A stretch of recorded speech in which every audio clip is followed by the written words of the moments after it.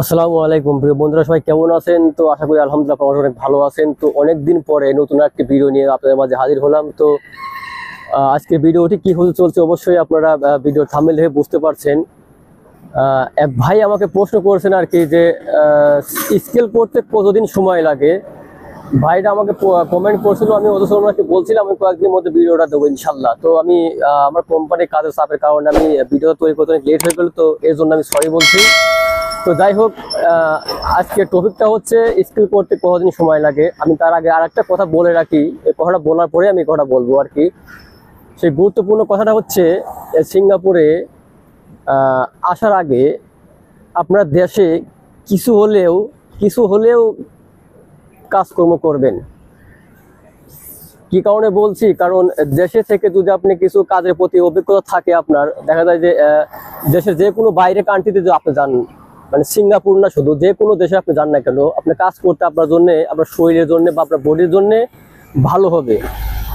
আপনি দেশে কোনো কাজ কাম করলেন না, বাপের হোটেলে বসে খাইলেন, ঘুরে বেড়াইলেন, এই তো আড্ডা দিলেন, এই তো হঠাৎ করে আপনি দেশের বাইরে চলে আসলেন কর্ম করে খাওয়ার জন্য। তো যাই হোক, তখন এসে ওই কান্ট্রির যে কাজকর্ম আছে ওইগুলো যখন আপনাকে দিবে, তখন আপনার কাছে খুব জুলুম মনে হবে এবং অনেক কষ্টকর মনে হবে।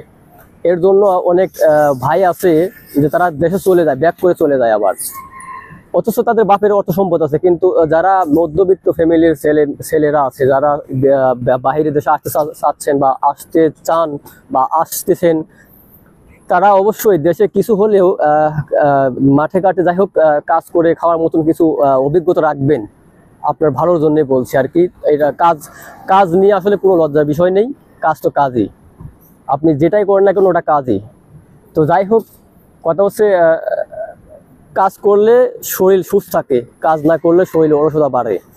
তো সিঙ্গাপুরে হঠাৎ করে আসার পরে, সিঙ্গাপুর যে আপনি আসলেন, আসার পরেই যে আপনি কাজ করেন কোম্পানি, তা এমনটা না। আপনি সিঙ্গাপুরে আসার পরেও আপনার কিছু করণীয় আছে। সে করণীয় হচ্ছে, আপনার সিঙ্গাপুর আসার পরে আপনাকে কোম্পানি থেকে আপনাকে সিএসওসি পরীক্ষা আছে আর কি, এই এক্সামটা আপনাকে কমপ্লিট করাবে।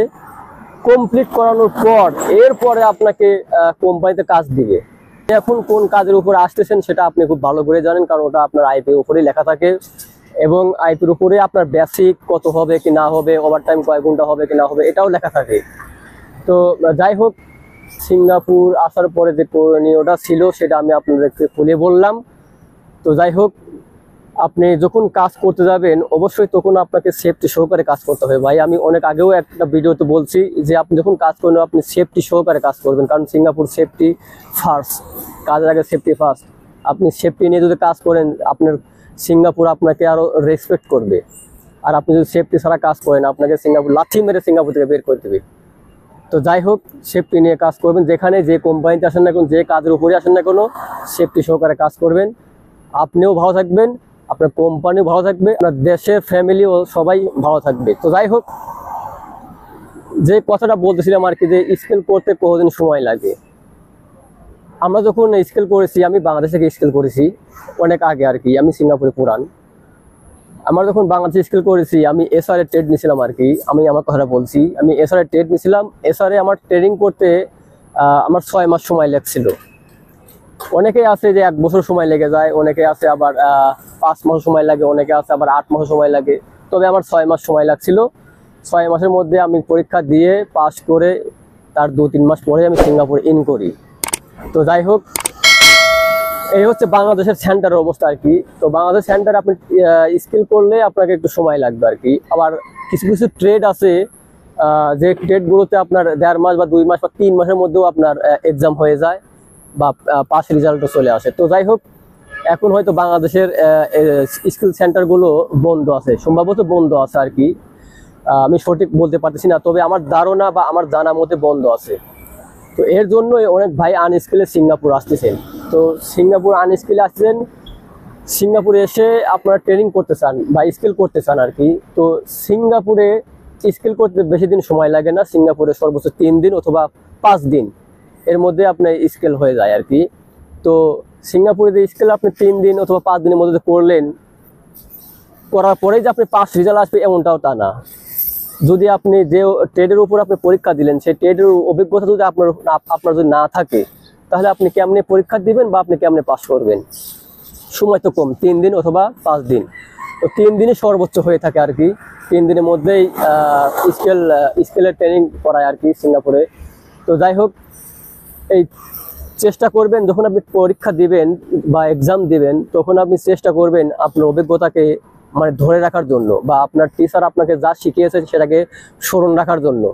তার কারণ আপনি 12 লক্ষ টাকা অথবা 14 লক্ষ টাকা খরচ করে আপনি সিঙ্গাপুরে আসছেন, আপনার ফ্যামিলি আপনাকে অনেক খুশি রাজি খুশি হয়ে আপনাকে পাঠাচ্ছে। আপনি যদি এখান থেকে কিছু করতে পারেন, তাহলে আপনার ফ্যামিলির মুখে হাসি ফুটবে, প্লাস আপনার ভবিষ্যৎ উজ্জ্বল হবে। আর এখান থেকে যদি আপনি কিছু না করতে পারেন, তাহলে ভাই আপনার ব্যাড লাক এবং আপনার ফ্যামিলি অলসো শেষ।